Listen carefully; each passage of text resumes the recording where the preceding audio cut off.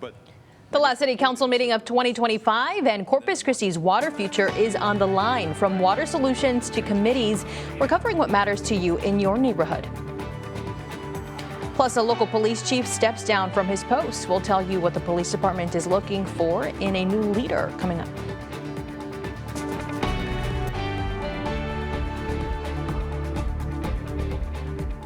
Good evening and thank you for joining us. I'm Clara Benitez Cortez. We have continuing coverage on the misuse of funds meant to honor a fallen Corpus Christi police officer. It was yesterday we told you about Officer Travis Haker. He's accused of misusing money that was being collected in honor of the late CCPD officer Vicente Ortiz Jr. That money was meant to go towards scholarships for students at Por Vida Academy, a school that meant a lot to the fallen officer. Neighborhood News reporter Alexis Scott spoke with the school's principal, who says this is more about than just money. It's about preserving Ortiz's legacy. It's all around disappointment. It's just very disappointing to know that somebody would take from the money that people are giving that is raised to help, either the family or to honor his name, and to take away from that. It's just disappointing. Valencia says the school did receive some scholarship funds, but it's unclear if the full amount was delivered. Officer Haker turned himself in earlier this month and is out on bond. Meanwhile, many of you have been posting questions on our KRIS 6 Facebook page about this case. Well, KRIS 6 went to City Hall to talk with Chief Mike Markle, who often attends our City Council meetings, but he was not there today. Instead, it was Assistant Police Chief David Blackman who was there. He said Officer Travis Haker has been placed on paid administrative leave for a few months. Now, many of you asked, why is an officer who is accused of theft allowed to still get paid while out on leave? Now, according to Blackman, it's routine to pay officers who are under investigation. Well, anytime we look at an officer and we see that there's potentially some administrative violations, some department violations, or even criminal violations, we usually put them on administrative leave, which is with pay until we decide, what we're going to do with that officer, whether it's a suspension or a termination. We also asked why the police department hasn't released more details on this case, and he said the department had enough evidence to present to the DA's office and pursue charges, but there's still work to be done on the case. The Mathis Police Department has a new interim chief after the previous leader stepped down. Chief Guillermo Figueroa resigned after more than 5 years with the department. He joined Mathis Police in March 2020 as a lieutenant and was promoted to interim chief in February of 2024, replacing former Chief Marshal Scott Rausch. In the meantime, Detective Joshua Haynes has been sworn in as a new interim chief. The department has not released details about Figueroa's departure. The Corpus Christi City Council got a progress report on the South Texas Water Authority water project. The STWA briefed council members on a proposal to amend its contract with Seven Seas Water Corporation. The city had previously been told the amendment could result in a supply of 10 million gallons of water per day for Corpus Christi. STWA told the council that if the contract amendment moves forward, the city would actually get 1.4 million gallons of water per day. The next meeting with Seven Seas is set for January 13th. The STWA will update the city council at their January 27th meeting. And city council members have agreed to move forward with the design and construction for the Evangeline San Patricio County groundwater program. This will allow the city to drill 22 new wells and use 2 existing wells to produce 24 million gallons per day of raw water to be pumped directly into the Mary Rhodes pipeline. Well, council members got an update on 2 committees that will directly or indirectly impact our water resources. One of the Farfield Advisory Committee. Now, members of the committee will participate in the development and execution of the Farfield modeling for the potential Inner Harbor desalination project. The Farfield model will look into the desals project's potential impact on the Inner Harbor, the Bay, and the ship channel. The cost of the study could be $50,000 to $100,000. The committee will be made up of scientists, engineers, environmentalists, and community members. Each council member will submit 1 name for consideration by Friday. The goal is to have the committee established by January and a proposal submitted by April. The City Council was also briefed on the new Water Conservation Plan Advisory Committee. The city's current plan hasn't been updated since October 2020. Each council member has until Friday to submit one nominee to serve on the committee. Now, the group will hold its first meeting in January. They will have 3 months to come up with changes and recommendations to the city's water conservation plan. The committee will include various representatives of Corpus Christi water customers. That includes residential, commercial, institutional, and industry members. While it hasn't solved our water crisis, we've seen some more moisture in the air in the recent weeks. Now, for more on those conditions, we welcome in meteorologist Diamond Dixon. And Diamond, how is this week shaping up to be for us? Yeah, well, we've had some cloudy skies throughout the day. We had a little bit of a warmer day today compared to yesterday, but tonight we'll start to see more rain in the forecast and into our Wednesday. So more rain for at least about a day and a half. We have our live look outside our CCAC camera over at Snoopy's Pier. Super cloudy. Some neighborhoods already probably seeing some rain this evening. But yeah, all that starts tonight into tomorrow. Heavier rainfall into our Wednesday morning. We're currently at 66 degrees here in Corpus Christi with an east wind at 12 miles per hour. And those temperatures across the rest of the coastal wind still on that warmer end. And we're about 66 once again here in Corpus Christi. Same for Robstown. Looking at 71 though for Falfurrias. We'll continue to see our temperatures drop just a bit, but we don't drop too much from now until overnight. We kind of stay in the 60s range until that rain really comes in, but I'll have your full forecast coming up. All right, Diamond, thank you.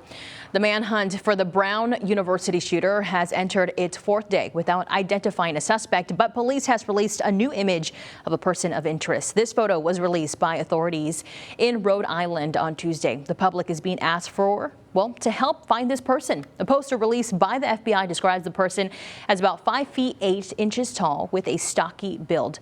A $50,000 reward is being offered for information that can lead to an arrest and conviction. Well, school shootings are a reminder that tragedy can strike at a moment's notice. Orange Grove ISD had a meeting today to highlight ways to enhance safety. Neighborhood News reporter Melissa Trevino has the story from that meeting. I'm Melissa Trevino, your neighborhood news reporter in Orange Grove. The focus here is preparedness, how police, fire, EMS, and school staff can better coordinate before an emergency ever happens. Everybody being on the same page is so important. 18 agencies met to take part of the discussion-based tabletop exercise. Preparedness is key. We're a rural community, we're a small community. So what we want to do is make sure that when we come together. Now a requirement after the Uvalde Elementary School shooting. The meeting is part of House Bill 33, mandating Texas school districts to partner with emergency personnel. We're able to efficiently and effectively come together, work, coordinate, and take care of the incident as quickly as possible. Ashley Alanis has 4 of her children at Orange Grove ISD and tells me she always worries about their safety. I think with all of the crazy things that have happened in the world lately, it's just great to know there's an added extra security in place for incidents that might occur. Alanis says times have changed since she went to school and is happy to know the district and local law enforcement are talking about how to prevent tragedies. Knowing that our school district is taking the measurements to make sure they're on the same base with the police station and on the same page on what they're going to do, I think it's really great, and it gives us as parents a sense of security. In the room, Orange Grove Police, Texas Department of Emergency Management Services, the Sheriff's Office, and district staff going over every possible scenario. You never want these type of things to happen, but you have to prepare, and that's what we want. We want preparedness. We also want that communication piece with all the agencies to keep everyone safe. District leaders tell me this isn't about reacting to fear, but about planning, partnership, and prevention. In Orange Grove, I'm Melissa Trevino, your neighborhood news reporter, Press 6 News. Melissa, thank you. The City Council has given the okay for a new city detention center. Earlier today, the council approved a $4.8 million construction contract for that new facility. It will be built on the corner of Leopard Street and Nueces Bay Boulevard. You may recall the old detention center was located inside the Wilson Plaza building. In September of 2024, all tenants, including the city, were asked to move out. The center has been operating out of the old fire station on Leopard since then. Now, construction of the new detention center is expected to be completed by July of 2027. Brady Ballard, general manager of the Corpus Christi Hooks, was at the City Council today to address the team being purchased by Diamond Baseball Holdings. His message, in short, nothing changes. Fan-facing, nothing changes. We remain an Astros affiliated. We reported on the sale last week when the Astros sold the Hooks and 2 other minor league affiliates to Diamond Baseball Holdings, who owns 48 teams nationwide. Ballard referenced that this has happened before when Ryan Sanders Baseball sold the Hooks in 2013. The work of one Beeville student may soon be on shelves like these. I'm Adam Beam, sitting down with the city's newest author. This is Veterans in Focus, sponsored by the Heil Law Firm, battling for justice, winning for the community. A longtime high school tradition has been turning ordinary trees in extraordinary gifts for veterans. We're talking about Veterans Memorial High School's annual Parade of Trees. We've covered the event in the years past, but if you've missed it, here's a breakdown. Every year, the school's groups come together and they donate time and materials to decorate Christmas trees that will be given for free to our local veterans. The nice thing is every club and organization gets to pick their theme. So we have things from Olaf to Candyland to a snowy white Christmas. So there's something for everyone to come and choose from. Even though the trees are free for veterans, the value is priceless. Join us for a Veterans in Focus tonight at 6 and see why this heartwarming tradition is important to students to keep around and how you can get a free tree. I'm your Beeville neighborhood news reporter, Adam Beam, and everybody loves a good book, especially one high school senior who decided to publish her own. But like all great stories, we have to start this one at the beginning. Senior Ava Mendez has always loved to read, but knew one day she would want to publish something of her own. It was only when she combined that passion with her love of history did she start to make a dream a reality. I already had my story for my ideas. I already knew what I was going to write. Over the course of a year, her work materialized. I did talk to some veterans. We do have a CNA program here, and I am a certified nurse aide, so I got to go to the nursing home. At the same time, I was helping the residents with their skills. I was also talking to them and getting to know their stories. Into something she now proudly holds. My parents were always like, and I think it's my dad because he was in the military, he's like, never say you can't, like you can do anything you put your mind to. When I told them I was going to write a book, they actually they weren't surprised. Ava's book, The Warrior of Warsaw, tells the story of a young Jewish woman living in Poland right at the start of World War II. While the story itself is fiction, she's dedicated her work to someone very real. So my dad is a veteran, and I always knew my dad was in the Army, but I never really got into detail with him about it. He was the perfect person to ask because he had visited all these places in Germany. And since its publishing, Ava has received an outpouring of support from her peers, her educators, and the community at large. The news of her accomplishment making it to the county library. And while the library's director didn't wish to go on camera, she tells me how exciting it is for someone Ava's age to now sit alongside Beeville's published authors. If you are going to write a book, pick something that you're passionate about. Because if you're going to just write something to write something, there's no meaning behind it. And if you find something you're passionate about, then it just makes the book more meaningful in the end. While Ava's book isn't here on the shelves of the county library just yet, she tells me that discussions are happening, meaning you could find her work here very soon. Reporting in Beeville, I'm your neighborhood news reporter Adam Beam for Chris 6 News. Well, coming up, we're going to be talking about a little bit of a wet forecast. As you can see off of SPID, a little bit of fog also hanging around. Those roads are going to be wet tonight, headed into Wednesday with some much needed rain. We'll have the full forecast coming up. Welcome back there, Coastal Bad. Meteorologist Simon Dixon with a live look outside our first Community Bank Skycam over the USS Lexington. A little bit foggy outside, kind of hard to see off into the distance. Some neighborhoods already getting some rain. We'll take a look at Doppler radar showing us the past 6 hours till current point, and we can see that rain that's west near Laredo and Cotulla, but also near the coast, such as right here in Corpus Christi. So we're starting to get some rain a little early on, but the bigger rainfall really happens tonight into our Wednesday morning, which we'll get to that here in a bit. But we've had mostly cloudy skies today. Those rain chances, as I mentioned, increase tonight into Wednesday morning, and we'll even have some warmer temperatures in the forecast this week, mainly hitting those 80s, and that's going to be about twice this week. So interesting forecast. Right now we're sitting in the 60s for most of our neighborhoods, low 70s for Falfurrias, but between 65 and 66 is a general consensus of what's happening right now in our neighborhoods. We feel like the 60s, and we're going to continue to feel like the 60s until tomorrow, 9 a.m., until we reach that feels likes of the 70s from 11 till about 3 tomorrow afternoon, even with some rainfall. So a little bit of a warming trend there. Current winds are just around 11 miles here in Corpus Christi, elsewhere under 10, and those winds are out of the east-southeast. That'll eventually turn more southeast when we see more of that rainfall coming. But like I said, we stay in the 60s for quite some time, even the mid-60s from midnight well until our Wednesday morning, even with, like I said, our rainfall happening.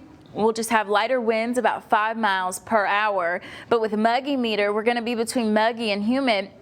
We get a slight dip Thursday into Friday because we have another cold front, but it's going to be a drier cold front, and then we warm right back up into the weekend into the 80s between humid and very humid. So with those rain chances, once again, picking up tonight between isolated and widely scattered, slightly scattered, but really Wednesday, I should say, morning, mainly numerous. So it'll be more widespread and a little bit of heavier downpours there. We could see from future trackers starting at 10 tonight. We'll see more of that rain near Beeville and Alice, making its way off the coast there into the Gulf, and then we'll see our heavier pockets around 6 a.m. near Corpus Christi and into 9 a.m. Once again, a lot of that also falls over the Gulf, but we will get some of that rainfall and heavier pockets even into 2 o'clock tomorrow afternoon, kind of getting out of the way by 5 to 7, and then we clear out for the remainder of the week, once again with that other cold front on the way. That's just going to be a drier web.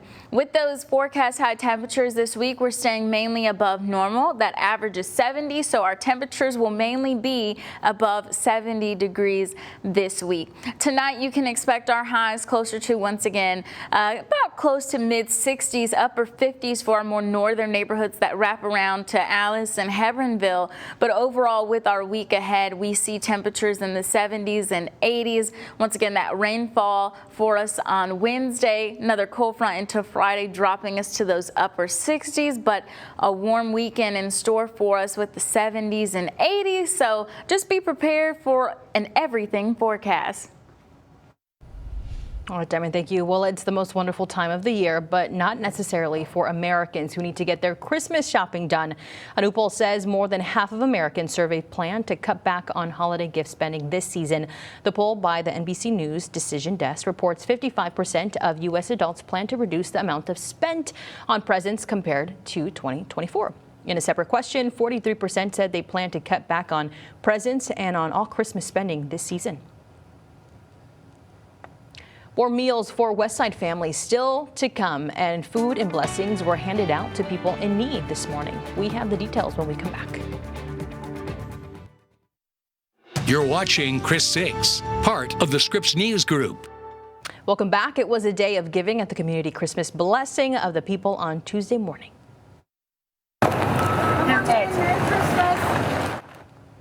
The over 50-year-old tradition was held at the Catholic Charities building on the city's west side. Cars lined up to receive packaged food boxes that church prepared for families in need. Now, people that pre-registered got boxes filled with ham, sides, and other staples of a warm Christmas meal.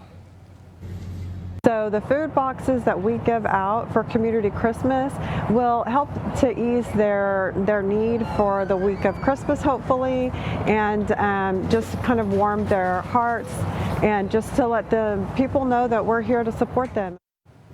Bishop Michael Mulvey blessed the event before it began. It's his last time blessing the annual tradition before the diocese's new bishop steps in. And there's one musical artist who has become synonymous with Christmas. Mariah Carey, the Grammy award-winning singer. All I Want for Christmas Is You is an anthem, but now she has a new season to take on. Olympic season. She is set to perform at the opening ceremony for the 2026 Winter Olympics in Milan Cortina, Italy. In a statement, organizers said Carey embodies the emotional build up to the games, calling music a universal language that reflects the ceremony's theme of harmony. The Winter Games will be held across northern Italy. And Mariah Carey says all I want for Christmas is you, but some people may say all I want for Christmas is the Powerball jackpot. Well, if that's you, the grand prize is still up for grabs. In case you didn't hear, nobody won last night's $1.1 billion Powerball jackpot. Wow, so much money. That means we will all get another shot at an even bigger jackpot. It's now worth $1.25 billion. Good luck, everybody. Well, it's a lot of money. It is. We need to hit the jackpot. I know. So are we going to get some nice weather here soon? Well, we actually have a little rainy forecast going on, which I think people tend to like. Yeah, they enjoy it's an interesting week. I call it an everything forecast because we have rain that's tonight headed into Wednesday. We warm up Thursday into the 80s. We have this cold front that's on the way into Friday that drops us about 10 degrees, but it's a dry cold front, so there's no rain associated with that. And then this weekend we warm right back up to the 80s again. So we have warmer days in store from Saturday through early next week. So it's not really going to feel all that wintry like we have been the past couple days where it was colder, but you know, changes are happening in the forecast, but interesting week, I'll say. Just carry your umbrellas tomorrow. And I enjoy the warmer weather, so to me, that's a win. It's pretty nice today. Mostly cloudy, but all right, everybody. Of course, yeah. Thank you for watching. We'll see you here at 6.